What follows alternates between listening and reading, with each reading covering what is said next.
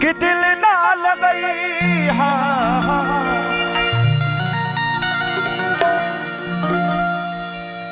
इनको छूता हूं तो आपको जलन नहीं होती है ना? पक्का ना? सच में नहीं होता? अपने दिल पे हाथ करके रख के कहो।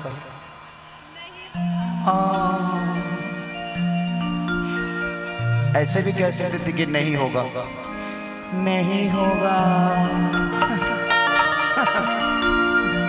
ये अदा है, अदा है, इसको बरकरार रखिएगा। इस स्माइल को हमेशा बरकरार रखिएगा। इस दुनिया में लोग बोलते हैं ना यार बहुत तकलीफ है, कष्ट है। अगर 20 बीमारी इंसान को हो जाए तो ऐसा ही डॉक्टर बन जाता है। तो जिंदगी में परेशानियां आना बड़ा जरूरी होती है। आपको अगर परेशानी आती है तो उससे घबराइए मत, उससे लड़ना सीखिए। और समस्या ही इंसान को बड़ा बनाता है। भगवान का बन जाना ही सबसे बड़ी बात है। बन गए तो बन गए। हर आदमी जब अपने देश को छोड़ के कहीं जाता है तो बन ही जाता है। बन जाना इंपॉर्टेंट नहीं है, लौटना इंपॉर्टेंट है कि आप बन के क्या लौटे हैं। दुनिया जाती है, हर आदमी अपने परिवार को छोड़ के विदेश जाता है, कहीं जाता है, बट कोशिश करिए कि कुछ बन के लौटिए, ऐसे मत लौटिए कि दिल ना लगई। हाँ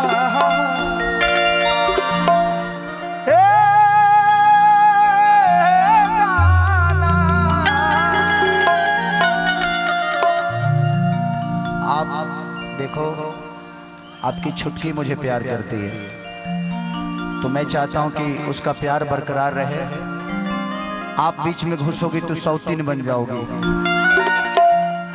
बहन कभी सौतन नहीं होते, उससे ज्यादा मैं प्यार करती हूँ आपसे। आई लव यू सर। ये तो सब मिलकर देखा था हमारे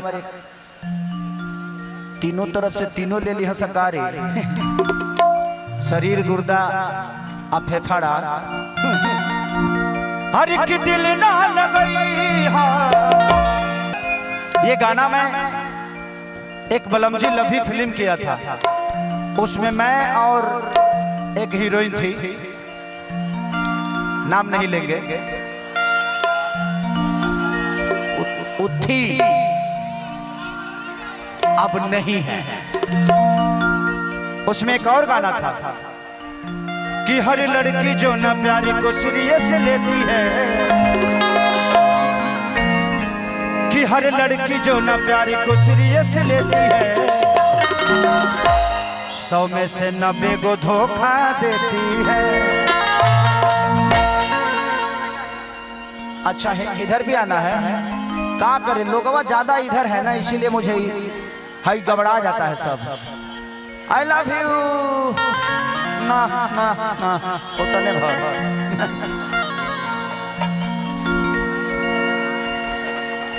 कि जुदाई जान लेके छोड़ी ऐसन लगाता कि तोहर सपना हमरा दिलवे में जागता।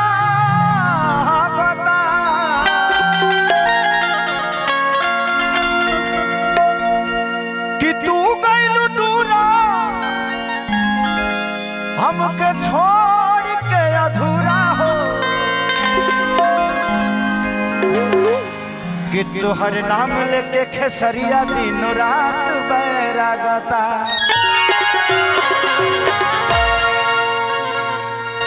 एगो बढ़ाई बा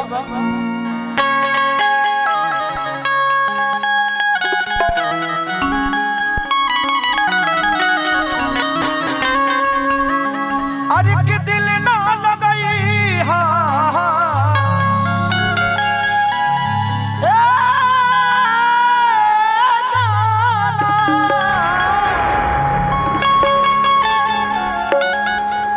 कि दिल ना लगई। हाँ कि दिल ना लगई। हाँ फिर जानी आई। हाँ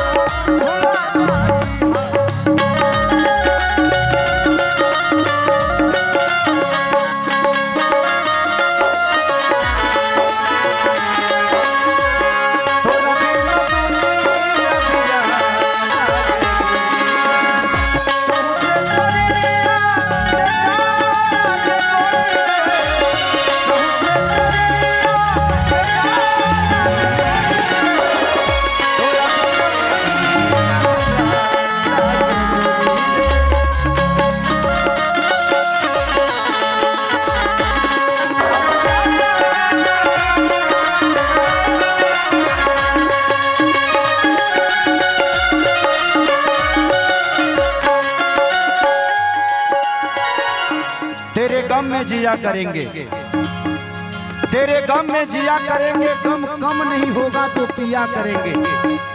लेकिन याद रखना, हम मर जाने के बाद ही यमराज के मोबाइल से तेरे मोबाइल पे मैसेज दिया करेंगे, हमारा प्यारी के बदला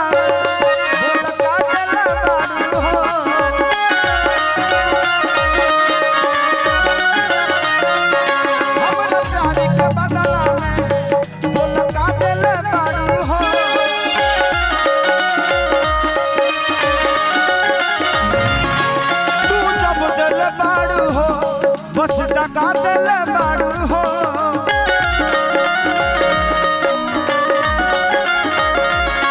तू जब दिल बारू हो, बस जगा दिल बारू हो।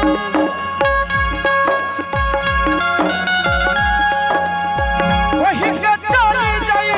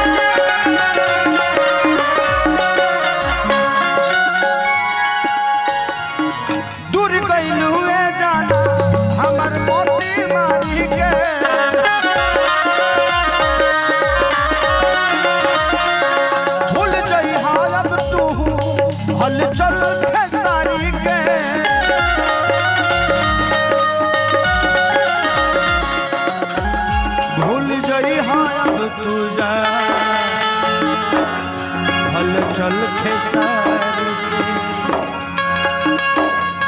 कहीं के चले